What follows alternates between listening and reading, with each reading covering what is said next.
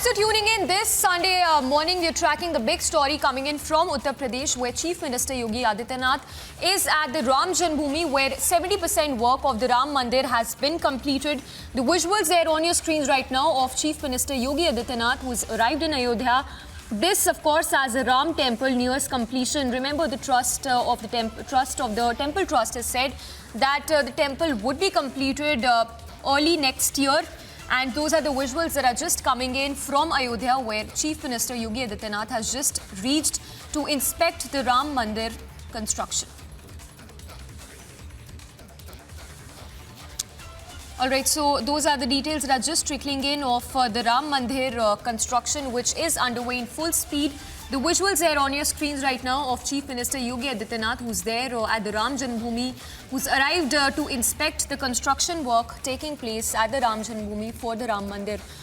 So Chief Minister Yogi Adityanath there overseeing the construction work which is happening at the Ram Mandir.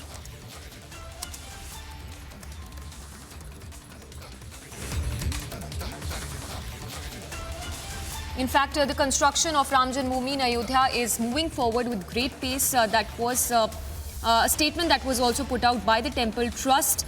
The construction visuals there on your screens right now of the construction work which is taking place of the Sanctum Sanctorum of the Ram Mandir in Ayodhya, which is taking place at a rampant pace, expected to complete by early next year. The visuals there on your screens of Chief Minister Yogi Adityanath, who's seen overseeing the construction work, which is moving forward with great pace. These are the first fresh visuals that are coming in of Chief Minister Yogi Adityanath being briefed by the officials on the construction work, which is happening at a very fast pace. The construction is said to be completed by early next year.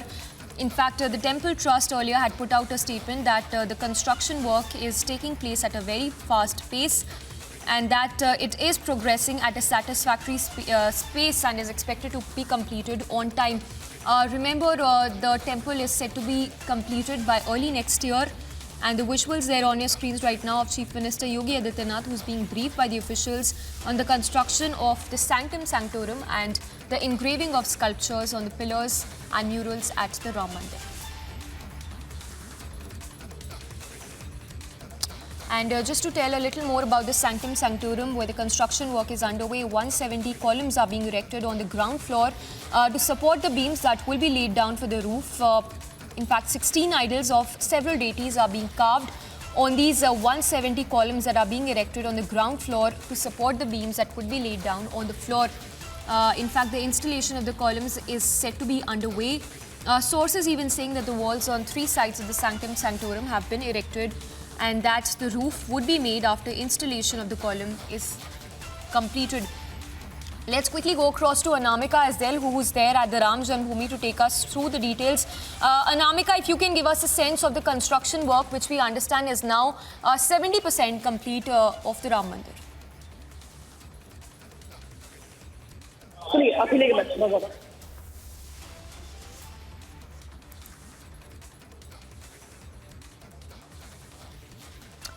All right, we'll try and connect with Anamika again, but putting out those visuals coming in of Chief Minister Yogi Adityanath, who's seen visiting the Ram Mandir. The construction work has been expedited. It's said that the construction would be completed by early next year. Let's again go Uttar Pradesh के मुख्यमंत्री योगी आदित्यनाथ क्यों देखिए तस्वीरों में आप जिस तरीके से मुख्यमंत्री योगी आदित्यनाथ जो है वो यहाँ पर राम जन्मभूमि पथ जो बनाया गया है उसके अंदर राम जन्मभूमि जहाँ पे भगवान राम का भव्य मंदिर बन रहा है वहाँ पर मुख्यमंत्री योगी आदित्यनाथ की मौजूदगी है। फिलहाल मुख्यमंत्री योगी आदित्यनाथ राम मंदिर में पूजा अर्चना करने के बाद राम मंदिर के निर्माण कार्यों का जायजा ले रहे हैं और इसी के साथ ये जो देख रहे हैं आप रास्ता, इसको खासतौर पर राम जन्मभूमि तक जाने के लिए बनाया गया है। इसका नाम दिया गया है राम जन्मभूमि पथ और ये खासतौर पे पथ तैयार किया गया है उन श्रद्धालुओं के लिए जो जाना चाहते हैं भगवान राम की पूजा अर्चना के लिए राम मंदिर में। लिहाजा ये जो पथ देख रहे हैं आप, इसी का निरीक्षण करने के लिए मुख्यमंत्री योगी आदित्यनाथ जो है वो यहाँ पे अंदर पहुंचे हैं। सबसे पहले मुख्यमंत्री यहाँ पर आए तो हनुमानगढ़ी गए थे। हनुमानगढ़ी में पूजा अर्चना करने के बाद मुख्यमंत्री राम मंदिर के में गए हुए हैं दर्शन करने के लिए, पूजा अर्चना करने के लिए और जो निर्माण कार्य चल रहा है उसका जायजा लेने के लिए। लेकिन इस बीच देखिए मुख्यमंत्री को देखने के लिए तमाम जो लोग हैं यहाँ पे, जो स्थानीय लोग हैं, उनकी मौजूदगी, साधु संत भी यहाँ पर है। ये सब मुख्यमंत्री योगी आदित्यनाथ से मिलना चाहते हैं। इस बीच बता दें आपको कि मुख्यमंत्री यहाँ पर पूरे 5 घंटे रहने वाले हैं। शाम 4 बजे तक मुख्यमंत्री अयोध्या में रहेंगे।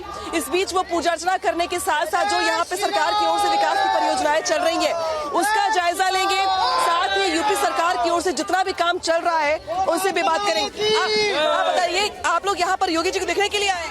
जी जी, श्री रामलाल जी के दर्शन करने के लिए और योगी जी से मिलने के लिए। अब तो अयोध्या में चीजें बदल रही है, कुछ बदलाव महसूस कर रहे हैं? अरे बहुत बदलाव है, थोड़ा वो नहीं, बहुत अपार जो है, इसलिए संभावना नहीं थी जितना जो है जितना विकास हुआ है, इतना सोच भी नहीं सकते, जनता सोच भी बन रहा है। बढ़िया, बहुत ही अच्छा। जय जय श्री राम, कुछ कह नहीं सकते, इतना अच्छा योगी जी ने किया है, यहाँ के लिए इतना विकास किया है।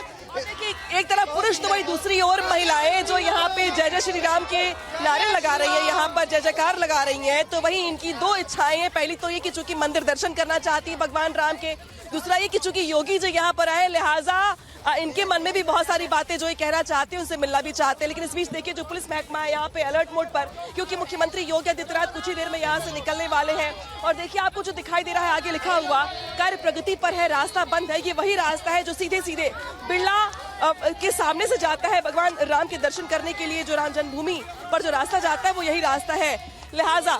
और ये देखिए, यहाँ पे जिस तरीके से यहाँ पर महिलाओं की मौजूदगी है, पुरुषों की मौजूदगी है, यहाँ पे तमाम श्रद्धालु आए हुए हैं राम मंदिर।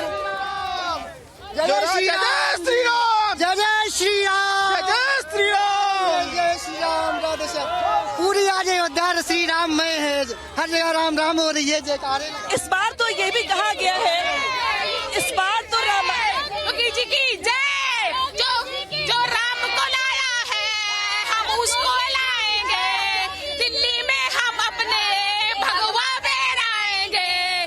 जो राम को लाया है हम उसको लाएंगे, दिल्ली में हम अपनी भगवा फहराएंगे। जो राम को लाया है हम उसको लाएंगे।